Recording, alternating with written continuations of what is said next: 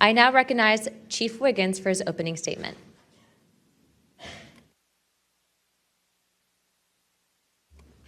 Please press your button. Thank you. Good morning, Chairwoman Luna, Ranking Member Crockett, and members of the task force and the committee. Thank you for the opportunity to testify today. My name is Alexandra Wiggins. I'm an active duty U.S. Navy Operations Specialist, Senior Chief Petty Officer, father of 3, and dedicated American testifying today in my personal capacity. The views I share are my own, and I do not represent the official positions of the Department of the Navy or any subordinate organization.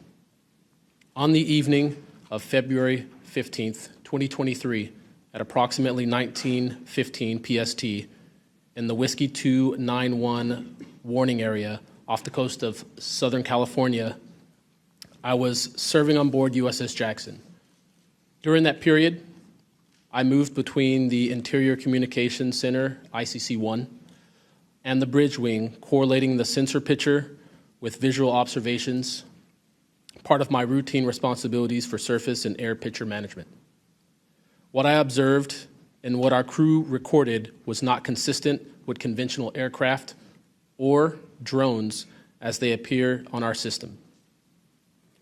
A self-luminous tic-tac shaped object emerged from the ocean before linking up with 3 other similar objects.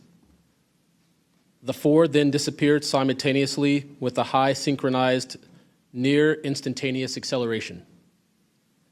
I observed no sonic boom and no conventional propulsion signatures, no exhaust plume, no control surface articulation on the Sapphire image system.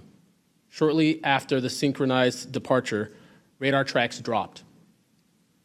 These observations were multi-sensor and recorded inside of ICC-1 with time location overlay visible in our source frames that have been made public by journalists. From my experience operating in this region over many years and consistent with our public characterized encounters, unidentified objects reoccur in United States operation areas off Southern California.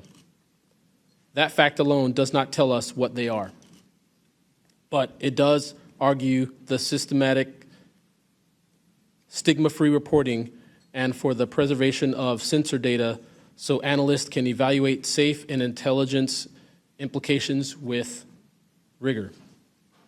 I want to underscore 3 points for the task force and the committee. Aviation and maritime safety.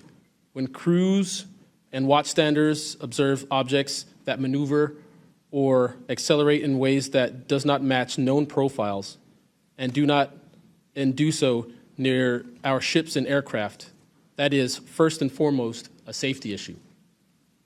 Standardized checklists and training should ensure we capture the best possible sensor data in real time, including IR settings, slant range estimates, and bearing and range altitude snapshots, and immediate chain of custody for any recordings. Reporting without stigma, protection without retribution. Sailors need to know that reporting UAP encounters will not harm their careers.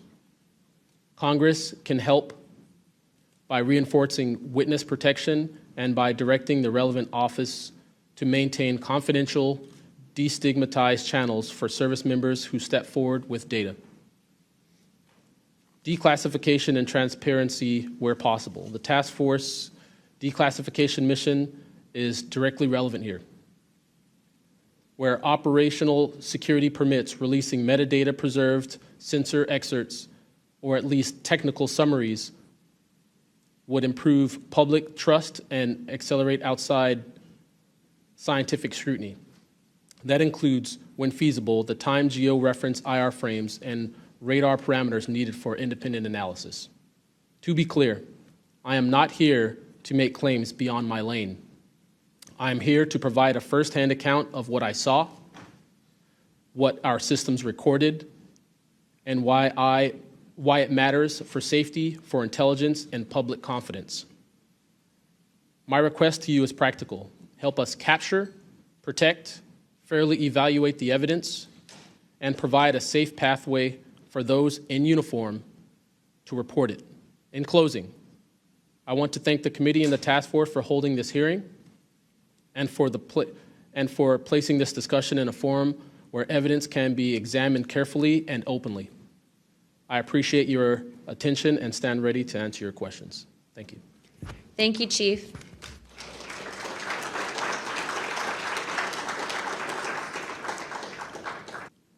Do you have a video that you would like to play? I don't think it's for me to play. No, that was for Alexander. Yeah, Alexander's video. Okay. You could play it, he could narrate it. Okay. We can, in the name of showing that video to everyone on the task force, we'd like to play that video at this time. Sure.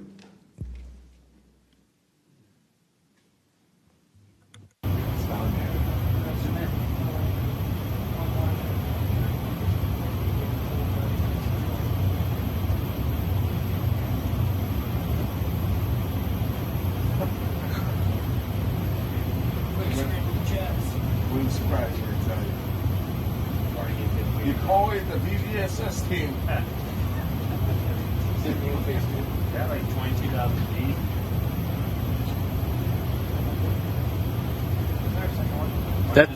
That shit took off earlier.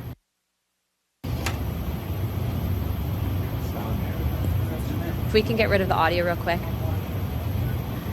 Mr. Wiggins and Mr. Knapp, we'll get back to what that video was in a moment, but we just want to make sure that it was entered into the record, as well as all the documents. Those will be able to be publicly found for everyone in the country to view. If we could, Mr. Knapp, we'll continue on the line of questioning, but I'm going to move on to Mr. Borland.